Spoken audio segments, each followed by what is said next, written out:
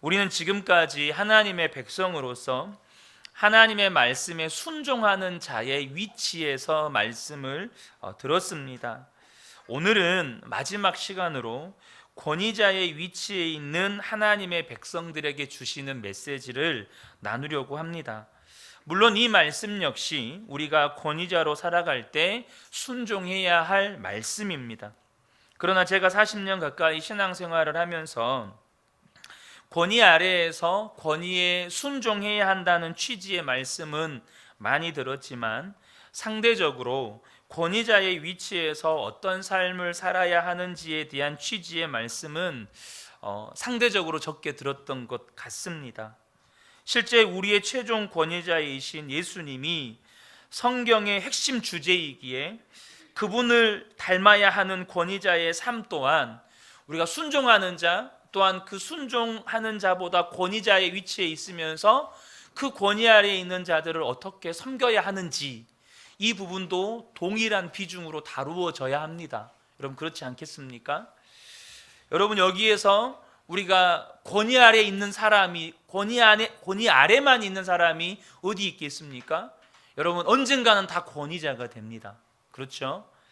그렇기 때문에 이건 동일한 비중으로 다루어져야 하는데, 오늘 보아스와 나오미는 권위자의 위치에 있습니다. 그 보아스와 나오미가 자신의 권위 아래에 있는 룻을 어떻게 대하는지를 우리가 좀 살펴보려고 합니다. 어제 나눈 것처럼 보아스는 예수님의 구원 사역의 모형을 보여주는 인물이라고 말씀을 드렸죠. 그래서 보아스와 나오미는 권위자의 위치에서 권위자됨 또는 권위자다운 삶의 모습을 보여주고 있습니다. 실제로 우리가 룻기 3장까지 나누면서 사실 말씀 기도의 말씀은 끝을 맺지만 이 4장까지가 이 나오미와 보아스가 보여준 이 권위자다운 삶의 모습이라고 봐도 무방하지 않습니다. 자, 그러면 보아스와 나오미를 통해서 우리에게 보여주는 권위자다운 삶은 무엇일까요? 오늘 설교의 제목이 권위자다운 삶입니다. 그 첫 번째는 뭐냐면 바로 책임과 보호라는 것입니다. 한번 따라해 보시겠습니까? 책임과 보호. 권위자다운 삶의 첫 번째, 그것은 책임지는 삶, 보호하는 삶이라는 거예요. 권위 아래에 있는 사람을 책임지고 보호하는 것, 그것이 권위자다운 삶이고 그것이 예수님 닮은 삶이라고 하는 것입니다. 룻기 3장 1절을 보도록 하겠습니다. 룻의 시어머니 나오미가 그에게 이르되 내 딸아, 내가 너를 위하여 안식할 곳을 구하여 너를 복되게 하여야 하지 않겠느냐. 여러분 딱 읽으면 이 말씀 무슨 말씀인지 아시겠죠? 모르시겠어요? 너 결혼해야 되지 않겠니? 내가 너 신랑감 구해줘야 되지 않겠니? 이 말입니다. 이 말이에요. 지금 나오미가 룻의 친정어머니입니까? 시어머니입니까? 시어머니입니다. 시어머니가 지금 뭐라고 하냐면 너 이제 새 가정 꾸려서 그 가정에서 남편의 사랑받으면서 보호받아야 되지 않겠니? 지금 이 이야기하는 겁니다. 현대 사회에서도 그렇게 쉽게 찾아보기 힘든, 현대 사회에서도 쉽게 찾아보기 힘든 시어머니의 모습입니다. 내가 함께하던 하녀들을 둔 보아스는 우리의 친족이 아니냐? 보라, 그가 오늘 밤에 타작마당에서 보리를 까불리라. 그런즉 너는 목욕하고 기름을 바르고 의복을 입고 타작마당에 내려가서 그 사람이 먹고 마시기를 다 하기까지는 그에게 보이지 말고 그가 누울 때에 너는 그가 눕는 곳을 알았다가 들어가서 그의 발치 이불을 들고 거기 누우라. 그가 내 할 일을 내게 알게 하리라 하니. 자, 보세요. 지금 나오미도 사실 앞길이 막막한 상황입니다. 제가 앞에 말씀드렸던 것처럼 고대에 여러분 노년의 과부, 그것도 아들이 없는 과부가 제일 불쌍하다고 말씀드렸죠. 이방 땅에서 그것도. 그러니까 사실은 나오미가 제일 불쌍한 여자예요.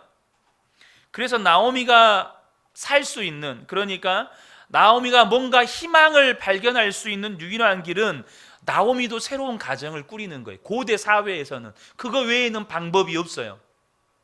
우리 지금 시대적 배경으로는 잘 이해가 안 되지만 그때 당시에는 이 과부인 여인에게는 여러분 유일한 탈출구, 유일한 보호막이 가정을 꾸리는 거예요. 근데 나오미는 자기가 안전해질, 그러니까 자기가 결혼해서 가정을 꾸릴 의향이 전혀 없습니다. 자기 앞가림 혹은 자기 앞길, 자기 이득을 챙길 의향이 전혀 없습니다. 그리고 자신의 미래는 생각하지도 않고 룻의 미래를 책임지는 행동을 합니다. 만약에 앞으로 좀 성경 말씀 앞으로 좀 넘겨보세요. 만약에 룻이요 그 1절의 말씀만 하고 딱 끝내버렸으면 그 무책임한 겁니다. 고대 사회에서는요. 야, 너 결혼해야 되지 않겠니? 그렇게 말만 하고 끝내버리면 결혼은 누가 하는 건데요? 룻이 하는 거예요.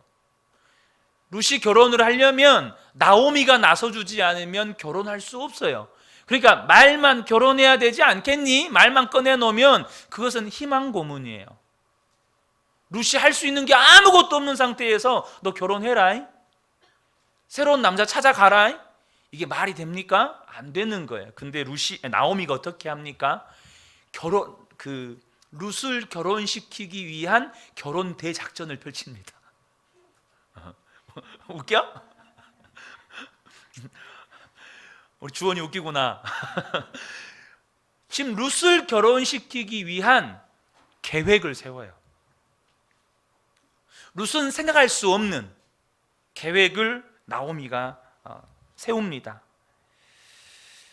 지금 자기 부모님과 고향과 친족, 자기 신을 버리고 시어머니와 시어머니의 하나님을 선택한 룻이 평생토록 과부로 살지 않고 남편을 얻어 가정을 이루고 그 남편의 보호 속에 살아갈 수 있도록 그냥 말만 던져놓은 게 아니고 계획을 세우고 그 계획을 룻에게 안내를 하는 거예요. 이렇게 해라. 이것은 단지 룻의 미래만을 위한 행동도 아닙니다. 사실 이것은 자기의 죽은 남편 엘리멜렉의 가문의 혈통이 끊어지지 않도록 하는 또한 사명이기도 합니다. 어쨌든 중요한 건 지금 이 나오미는 무엇을 하고 있습니까? 룻을 책임지고 보호하고 있는 겁니다. 보아스는 어떻습니까? 보아스는 엘리멜렉 집안의 기업 물을 자 중에 한 사람입니다. 이 기업 물을 자라는 말은 히브리어로 고엘이라는 단어인데요.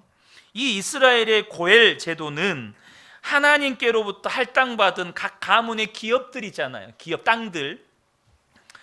이 땅, 그러니까 하나님으로부터 물려받은 이 기업을 보존하고 또 혈족을 유지하고 부당한 피해를 당했을 경우에 보상할 수 있는 제도적 장치를 마련하기 위해서 생겨납니다. 그래서 제가 어제는 잠깐 그 혈족 보호라고 하는 이 고엘의 책임만, 고엘의 의무만 소개를 했지만 사실 고엘의 의무는 크게 세 가지가 있습니다. 첫 번째로 가난한 친족의 땅을 다시 사주는 겁니다.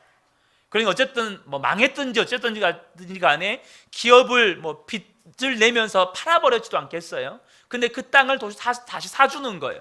두 번째는 뭐냐면 부당한 피해를 당한 친족을 위해 복수를 책임져 주는 거예요. 세 번째는 뭐냐면 아까 어제도 말씀드렸던 친족의 과부와 결혼해서 대를 이어주는 것, 혹 거기서 멈추지 않고 그 친족의 죄값까지 대신 받아주는 것, 이것이 고엘의 3대 의무입니다. 근데 이 고엘의 의무는 14절 말씀을 보면 거부할 수 있어요. 그러니까 우리가 아까 읽었던 말씀에 더 가까운 친족이 있다고 그랬죠? 그가 거부하면 내가 책임을 지겠다 이런 표현을 쓰잖아요. 그러니까 이 고엘의 의무는 반드시 다른 친족이 그거를 해야 되는 게 아니고 그 사람의 형편에 따른 선택이에요. 내가 하겠다 하면 하는 거고 난 도저히 못한다 그러면 거부할 수 있는 거예요.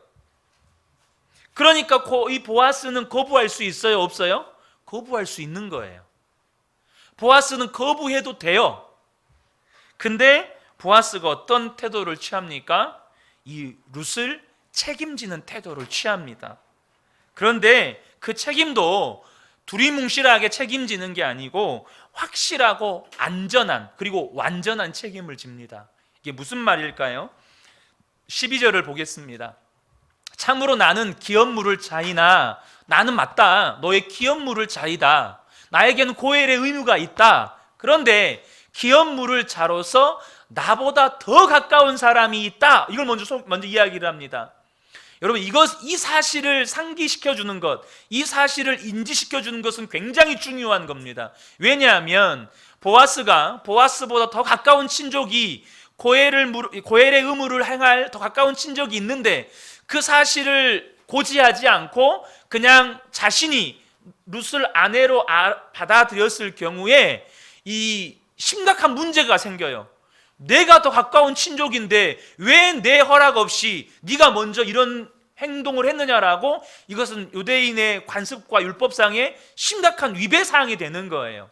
근데 이것을 먼저 알려줍니다. 그리고 룻도 보아스보다 더 가까운 이 기업 물을 자가 있다는 걸 몰랐어요. 보아스만 기업 물을 자라는 걸 알고 있는 상황이었어요. 그래서 기업 물을 자가 있다라는 걸 고지를 해줘요.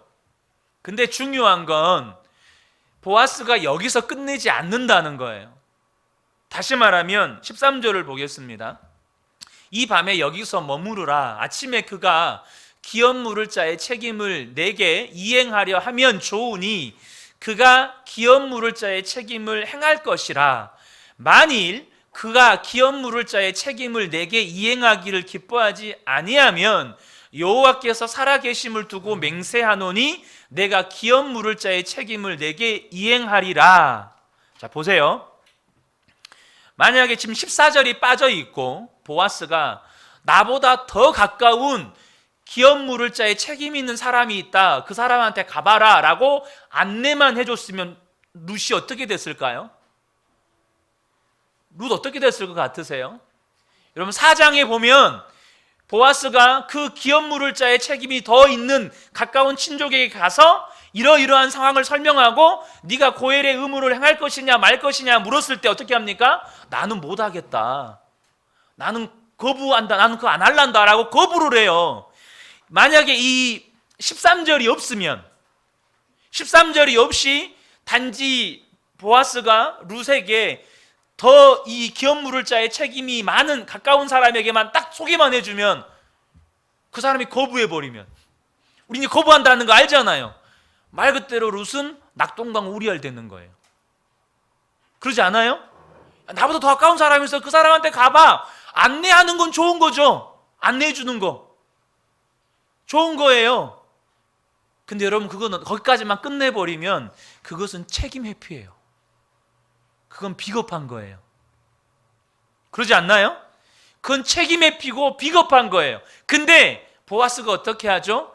그 사람이 만약에 거부하면, 그러니까 만약에 자기가 이것을 고지하지 않았음으로 인해서 생길 문제도 미연에 방지하고, 그리고 룻이 만약에 그 사람이 거부하면 어떡하지라는 그런 근심하지 않도록, 그 사람이 거부하면 내가 하나님의 이름에 걸고 맹세하노니 내가 반드시 기업 물을 자의 책임을 이행하겠다. 이게 뭔 말인지 아시겠죠? 완전하고 안전한 책임을 져주는 거예요.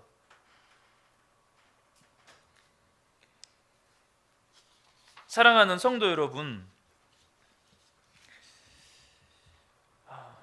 이 보아스의 책임, 이것이 권위자다운 삶이에요. 그 권위 아래에 있는 자를 완전하게 그리고 안전하게 책임져 주는 것. 그런데 이 보아스는 책임지는 것으로도 끝나지 않아요. 그리고 룻을 보호해 줘요. 자, 14절로 가겠습니다. 14절로, 그 다음 넘어가겠습니다. 14절에 보면 룻이 새벽까지 그의 발치에 누웠다가 사람이 서로 알아보기 어려운 때에 일어났으니 보아스가 말하기를 여인이 타작마당에 들어온 것을 사람이 알지 못하여야 할 것이라 하였습니다. 이건 제가 어제 잠깐 설명을 드렸으니까 이게 무슨 말인지 아시겠죠? 만약에 룻이 지금 보아스의 침소에, 그것도 외간 남자의 침소에 이방 여인이 들어갔다는 것이 사람들에게 알려지면 어떻게 되죠? 돌에 맞아 죽습니다. 돌에 맞아 죽어요. 설사 룻을 책임지는 대안책까지 다 안내했다 할지라도 지금 당장 룻이 보아스의 침소에 들렸다는 것이 들키면 어떻게 되죠? 돌에 맞아 죽는 거예요. 그러니까 사람들이 알아보기 전에 새벽에 일찍 룻을 보냅니다. 룻의 안전을 지금 보호하고 있는 거예요. 이해되시나요? 그런데 거기서 또 끝나지 않아요. 15절에 보면 보아스가 이르되 네 겉옷을 가져다가 그것을 펴서 잡으라매 그것을 펴서 잡으니 볼이 6번을 되어 룻에게 지어주고 성읍으로 들어가니라. 이게 무슨 의미냐면 추수가 끝났어요. 더 이상 이삭 줄 데가 없어요. 그리고 보아스는 자기가 기업물을 짜인 것을 이제는 성문에 가서 그 백성들의 지도자들과 이야기를 나누면서 이 과정들을 밟아야 해요. 이 과정이 몇 날이 거칠지 며칠이 걸릴지 알 수 없어요. 그러면 이 나오미와 룻은 먹을 것을 어디서 구해요?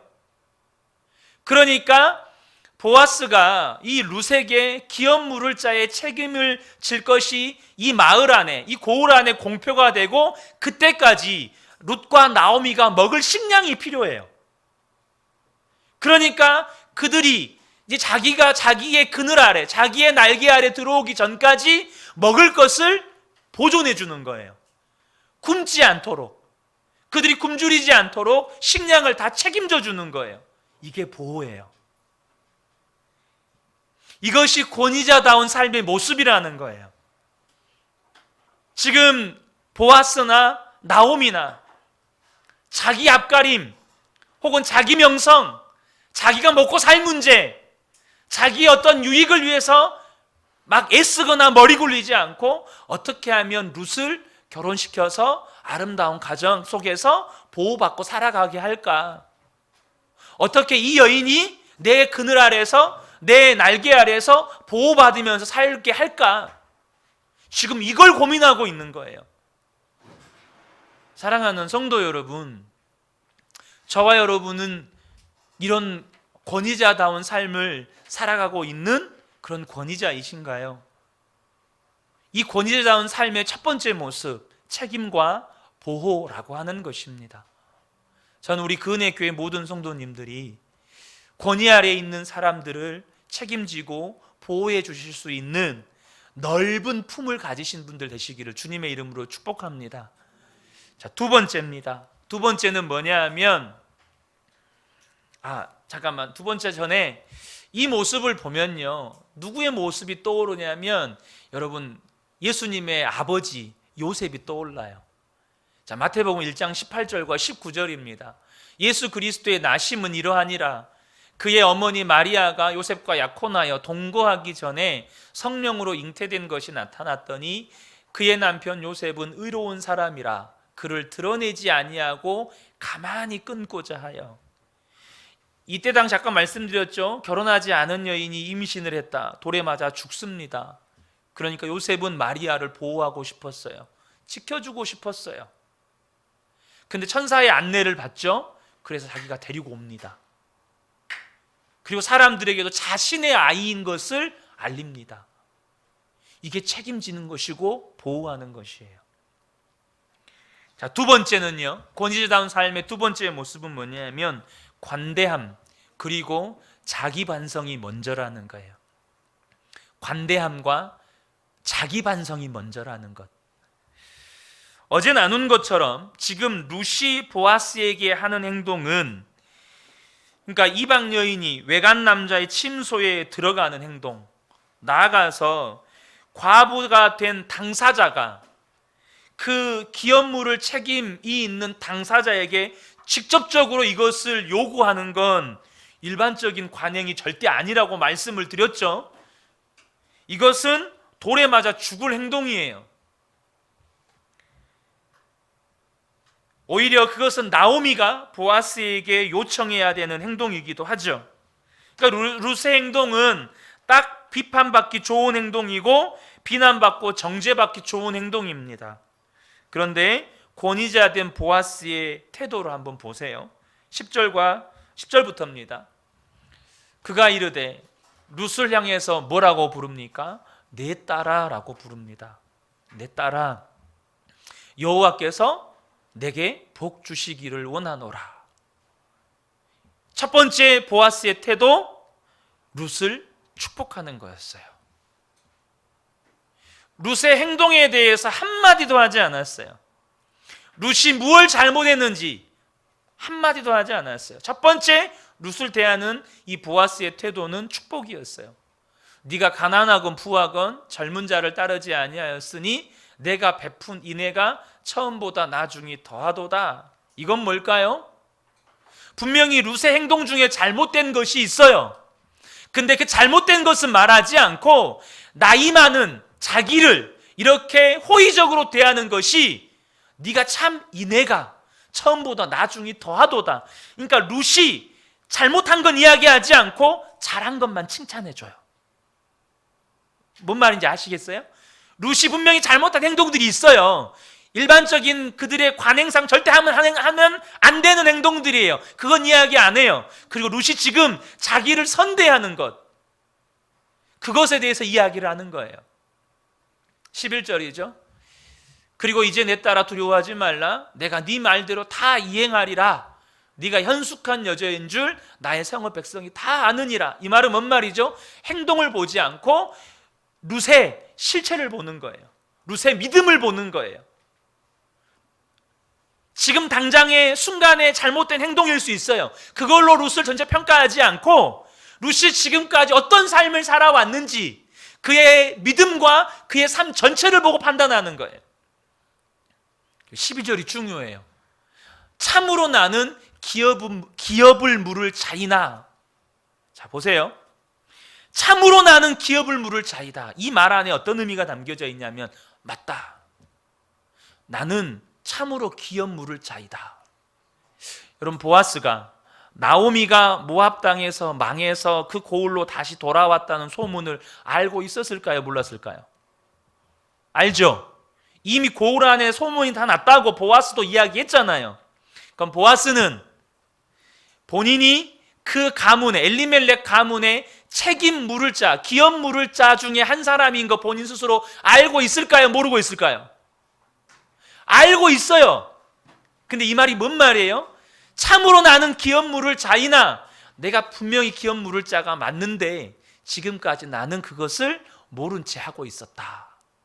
이 말이에요. 제가 어제 유다의 이 기업 물을 자에 대한 유다의 세 아들 기억나시죠? 다말이 아버지와의 이런 상황을 만들었던 거 기억나시죠? 그때 유다가 인정합니다. 맞다, 내가 잘못했다, 네가 옳다. 오히려 다말의 행동은 그렇게 하면 안 돼요. 여러분, 어찌됐든지 간에 어떻게 시아버지에게 그런 행동을 할 수가 있어요? 하면 안 되는 행동이에요. 근데 유다가 네가 옳다, 내가 잘못했다, 이걸 인정해요. 마찬가지로 지금 분명히 룻이 잘못한 행동이 있어요. 너 어떻게 그따위 행동이야? 네가 어떻게 그럴 수 있어? 너는 지금 이거 옳지 않아. 예의와 절차와 형식을 갖춰야지. 그러지 않겠어요? 근데 지금 보아스는 룻의 허물을 들추어내지 않고 자신이 기업 물을 자로서 책임을 다하지 못한 것에 대해서 자기 반성을 하고 있는 거예요. 여러분, 이해되십니까? 분명히 보아스는 룻을 경솔한 여자라고 책망하지도 않고 또 자기의 아내가 되기에 부당하다고 생각하지 않았습니다. 사랑하는 성도 여러분, 저와 여러분이 기억하셨으면 좋겠습니다. 지금 보아스는 자기 권위 아래에 있는 자가 고통당하고 있는 것에 대해서 책임지지 않았던 자신의 삶을 반성하고 있는 거예요. 무엇보다도 이 룻의 잘못된 행동들을 하나하나 지적하고 따지면서 들추어내지 않고 오히려 그의 믿음을 보고 그를 품습니다. 권위자다운 삶이라고 하는 건 바로 이와 같은 관대함과 자기 반성이 먼저인 거예요. 자기 반성이 먼저인 거예요. 여러분, 부모들이 자녀들하고 싸울 때 그럴 때 많잖아요. 우리 부모들이 자기가 뭘 잘못했는지는 이야기 안 하고 얘들 잘못한 건 냈다 이야기 하잖아요. 우리가 아빠가 이렇게 말했는데, 엄마가 이렇게 말했는데 네가 그따위 행동을 해서 되겠어? 그리고 우리가 잘못한 건 한마디도 안 해요. 애들한테. 자존심은 있어가지고 우리가 많이 찔립니다. 사랑하는 성도 여러분, 우리가 권위자다운 삶의 모습을 회복해 가시길 주님의 이름으로 축복합니다. 자, 세 번째입니다. 세 번째는 뭐냐면 고통의 공감과 분담입니다. 권위 아래에 있는 자의 고통의 공감과 분담. 자, 3장 16절부터 보겠습니다. 여기서는 또 이 앞에서는 이 관대함과 자기 반성에 대해서는 보아스의 모습을 보았죠. 여기서는 나오미의 모습을 좀 살펴보려고 합니다. 16절에 보면 룻이 시어머니에게 가니 그가 이르되 내 딸아 어떻게 되었느냐 하니 룻이 그 사람이 자기에게 행한 것을 다 알리고 이르되 그가 내게 이 보리를 6번 되어 주며 이르기를 빈손으로 내 시어머니에게 가지 말라 하더이다 하니라. 자, 먼저 여기를 보시면 이제 룻이 새벽에 들어옵니다. 이 장면을 한번 생각해 보세요. 새벽에 룻이 들어와요. 근데 룻이 들어오자마자 나오미가 내 딸아 어떻게 됐어? 룻아 어떻게 됐어? 이거 물어보는 거예요. 자, 우리 나오미가 한번 대봅시다. 밤에, 컴컴한 밤에 딸을 보아스의 침소에 보냈어요. 자신이 다 계획 세워가지고 보아스의 침소에 보냈어요. 나오미도 알아요. 혹시 이거 잘못되면 내 딸 돌에 맞아 죽을 수 있어. 이거 잘못되면 보아스가 거부해가지고 이거를 다 들추어내면 내 딸은 그대로 죽는 거야.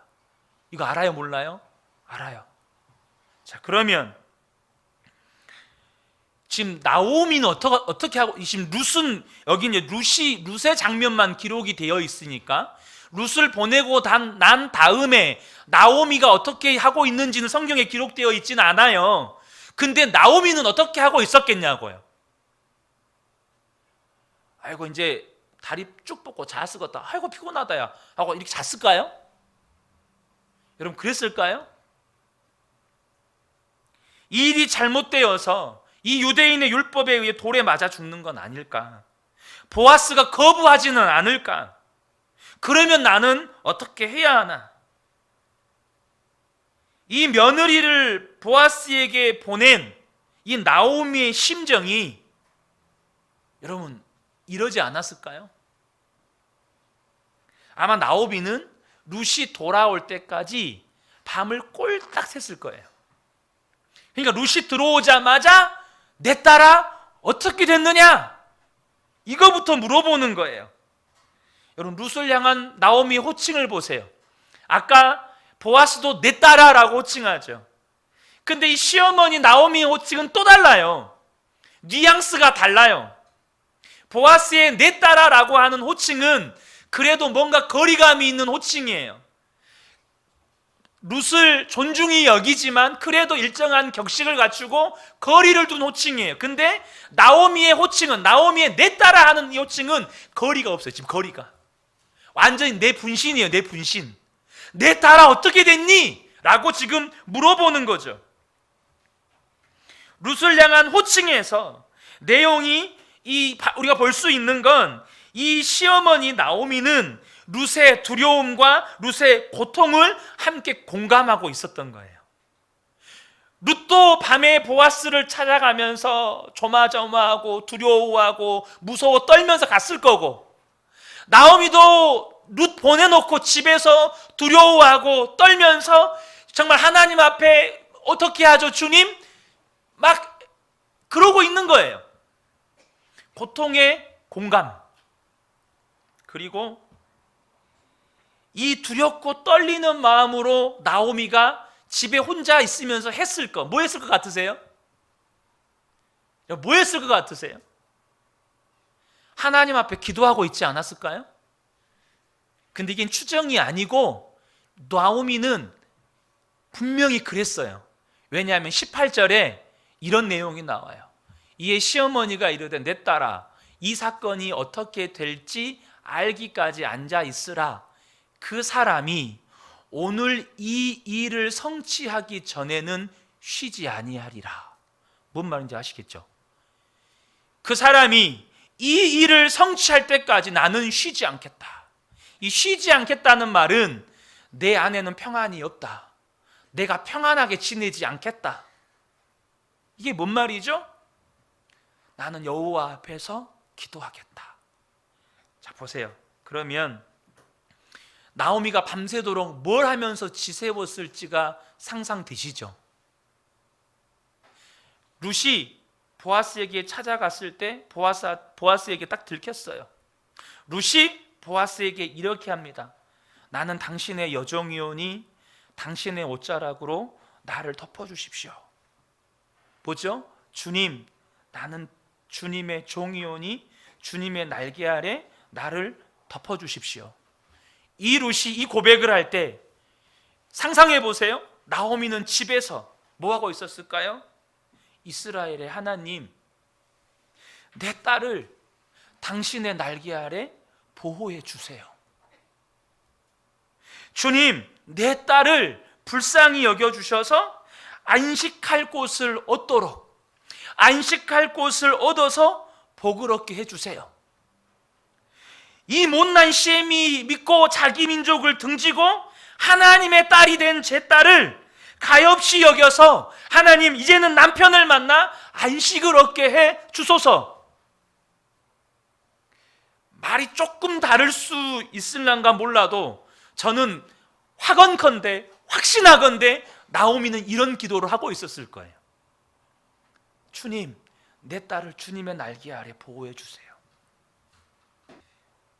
여러분, 그 나오미의 밤에 나오미가 홀로 집에 있었을 때 나오미의 기도, 그것을 우리가 짐작해 볼 수 있는 것이 오늘 이 일이 성취하기 전에는 나는 쉬지 아니하리라. 이게 뭐죠? 고통을 분담하는 거예요. 룻의 고통을 나오미가 함께 지는 거예요. 룻의 아픔을 나오미가 함께 지는 거예요. 그럼 그거 아닌가요? 제가 아무리 성경을 다시 봐도 제 눈에는 그렇게 보이더라고요. 제가 오늘 어쩌면 이 말씀이 우리한테 순종하는 자의 삶에 뭔가 좀 시기적절하지 않고 좀 독립된 주제처럼 보이기도 해요. 근데 제가 아무리 뭐 의도해서 이걸 만들려고, 뭐 설교를 만들려고 하는 게 아니라 성경을 또 읽고 또 읽고 또 읽어도 그게 보이는 거예요. 이게 뭐죠? 우리를 책임지고 보호하시는 하나님 아닌가요? 우리의 죄에 대해서, 우리의 연약함에 대해서 관대하신 하나님, 우리의 고통을 체휼하셔서 함께 공감하시고 그 고통을 주님이 져버리시는 하나님.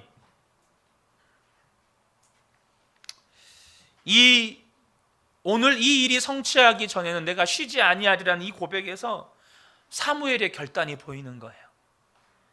여러분, 사무엘상 12장 23절에 사무엘이 이런 말씀을 합니다. 나는 너희를 위하여 기도하기를 쉬는 죄를 여호와 앞에 결탄코 범하지 아니하리라.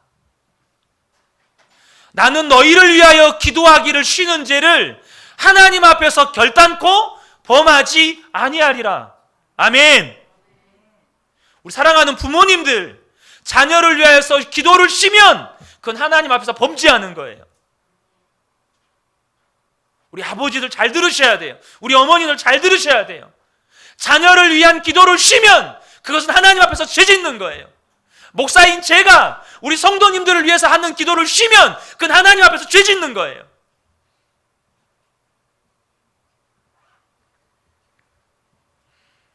또 아말렉 전쟁에서 백성들을 위해 산에 올라가서 기도하는 모세가 떠오르더라고요. 출애굽기 17장 8절과 9절입니다. 그때 아말렉이 와서 이스라엘과 르비딤에서 싸우니라. 모세가 여호수아에게 이르되 우리를 위하여 사람들을 택하여 나가서 아말렉과 싸우라. 내일 내가 하나님의 지팡이를 손에 잡고 산 꼭대기에 서리라. 그 싸움이 끝날 때까지 나는 기도를 쉬지 않겠다.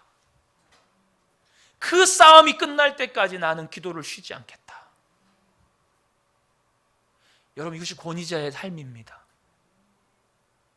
여러분, 우리가 자녀들을 위한 기도를 쉬지 않아야 하는 이유가 여기에 있는 거예요. 자기 권위 아래에 있는 자녀들, 자기 권위 아래에 있는 성도들, 자기 권위 아래에 있는 직장 직원들, 자기 권위 아래에 있는 소그룹 그룹원들, 순원들, 내 권위 아래에 있는 사람들, 그 사람들의 고통을 함께 공감하고 함께 분담하는 것, 그것이 권위자다운 삶인 거예요. 사실 저는 이 말씀기도 이 마지막 말씀을 준비하면서 솔직하게요, 제가 이 말씀을 이제 내일이 주일이잖아요. 그러니까 토요일은 또 온전히 주일 말씀 준비하는데 뭐 시간을 들여야 되니까 사실 오늘 이 말씀의 대부분을 어제 거의 다 마무리를 지었어요. 어제. 근데 전 너무 괴로웠어요, 솔직히. 굉장히 괴로웠어요. 이 말씀을 하면서, 이 말씀을 준비하면서 굉장히 괴로웠어요. 그래서 하나님 앞에서 막 집에 이렇게 걸어 왔다 갔다 하면서 막 쫑알쫑알 대었어요. 하나님 앞에.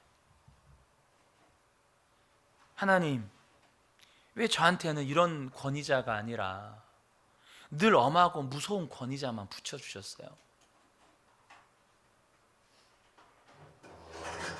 이 질문에 대한 답을 못 찾겠는 거예요. 전 사실 너무 고통스러웠는데, 아버지도 그러고 사실 너무 고통스러웠는데, 근데 이 말씀 이제 예배 전에 들어오기 전에 하나님 주신 생각이 이거였어요. 아파봐야 사명 감당하지. 아파봐야 그게 아픈 줄 알지. 아파봐야 십자가를 질 줄 알지. 여러분, 권위자가 권위자의 책임을 다하지 못하면 그 권위 아래에 있는 자들이 얼마나 고통스러운지를 겪어보고 아파봐야, 내가 그렇게 아파봐야 그 사명 감당하는 거예요. 감당한다기보다는 그게 사명인지를 인식하는 거예요. 우리 미래 세대들, 저희 아버지 알코올 중독자였어요. 하루에 소주를 3병에서 4병 매일매일, 새벽에 눈 뜨시면 술을 드시기 시작해서 해가 질 때까지 술을 드셨어요. 기본적으로 하루 주량이 소주가 3병에서 4병. 그러니까 이거 술을 어떻게 드시냐면, 뭐 저녁에 일 끝나면 폭주로 드시는 게 아니라 아침부터 저녁까지 계속 드셔요. 계속. 그걸 다 합치면 하루에 소주 4-5병을 드시는 거예요. 그러니까 하루 종일 술이 취해 계셨어요. 저녁이 돼서 들어오면 하시는 일이 자녀들을 몽둥이로 두들겨 패는 거였어요. 저는 그게 너무 아픈 줄 알기 때문에 내 권위 아래에 있는 내 자녀들이 그런 아버지하고 안 살게 해야겠다. 제 안에 어렸을 때부터 제 다짐 중에 하나였어요.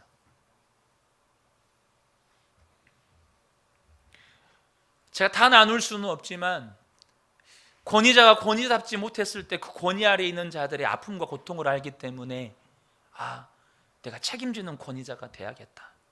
보호해주는 권위자가 돼야겠다. 내가 관대한 권위자가 돼야겠다. 나를 먼저 돌아볼 줄 아는 권위자가 돼야겠다. 권위 아래에 있는 자들의 고통에 함께 아파해주고 그 고통을 분담해줄 수 있는 권위자가 돼야겠다. 이 앞에서 그냥 하는 말이 아니라 제 아내하고 수없이 많이 나눈 이야기예요. 수없이 많이 나눈 이야기. 말씀을 정리하려고 합니다. 사랑하는 성도 여러분, 우리 미래세대 잘 들으셔야 돼요. 여러분도 아빠가 되고 엄마가 된다니까. 여러분도 지도자가 돼요. 규모의 차이가 있을 뿐 지도자가 돼요. 근데 여러분이 어떤 권위자가 되느냐에 따라서 여러분의 권위 아래에 있는 자들이 지옥을 살기도 하고 천국을 살기도 해요. 여러분이 어떤 권위자가 되느냐에 따라서 여러분의 권위 아래에 있는 사람이 예수님을 경험하기도 하고 사탄을 경험하기도 해요. 좀 극단적인 표현이긴 하지만, 사랑하는 우리 성도 여러분, 우리 안에 너나 할 것 없이 다 권위자가 됩니다. 예수님이 우리에게 권위자의 본을 보여주셨습니다. 그것이 보아스의 모습이었고 그것이 나오미의 모습이었습니다. 저와 여러분의 삶에 이 권위자다움의 삶이 회복되기를 축복합니다. 세 가지였어요. 책임과 보호, 관대함과 자기 반성, 그리고 고통의 공감과 분담. 저는 우리 그은혜교회 성도님들이 서 있는 모든 곳에서 여러분들 때문에 예수 그리스도의 사랑과 섬김이 흘러가는 은혜가 있으시기를 예수 그리스도의 이름으로 축복합니다. 아멘.